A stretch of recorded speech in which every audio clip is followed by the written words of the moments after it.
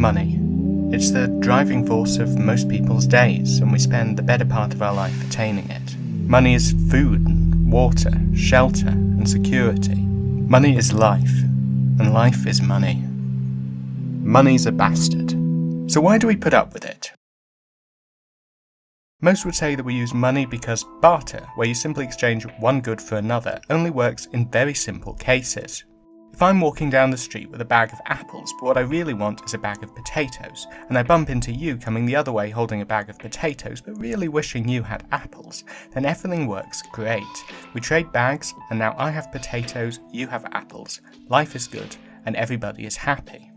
But what if you don't want my apples? What if you want a pair of gloves instead? So I find someone who makes gloves, but they don't want apples either. They want a copy of Bill Lambier's Combat Basketball for the Super Nintendo. In fact, the only person who does want my apples just has honey to give me. But I'm doing veganuary, so I don't want honey. Basically, it's a mess, and that's why no society has solely relied on barter for trade. What a society needs to function is a common medium of exchange, something that I can always get in exchange for my apples, and which you will always want in exchange for your potatoes. This common medium can be almost anything. Grain, for example, was widely used. IOUs have also been used to get around barter's inherent limitations. In exchange for your potatoes, I give you a slip of paper that promises a bag of apples. Then you go to the glove maker and exchange that paper for the gloves, then the glove maker goes and exchanges it for Bill Lambier's Combat Basketball, and so on until the note finally falls into the hands of someone who really wants apples. They then bring that note back to me, and I give them a bag of apples. Once again, everyone has what they want, life is good. The only issue is that these systems don't scale very well. IOUs only work in small communities where people's promises can be trusted and everybody is close enough to collect. It is also logistically difficult to get a lot of people to agree how many apples a pair of gloves is worth. Using common materials such as grain as a medium of exchange is clunky, as you have to cart it everywhere in order to purchase things, and if you don't use it fast enough, your savings will eventually rot. A more workable solution needs to be long-lasting and portable.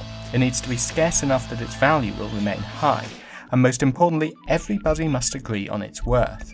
So rather than using grain as a medium of exchange, which in retrospect was a terrible idea that should have been questioned sooner, Brian, we began to take precious metals such as gold and silver and form them into little uniform objects. They were small enough to carry around, but large enough to hold sufficient value that they could be exchanged for common goods and services. We called it money.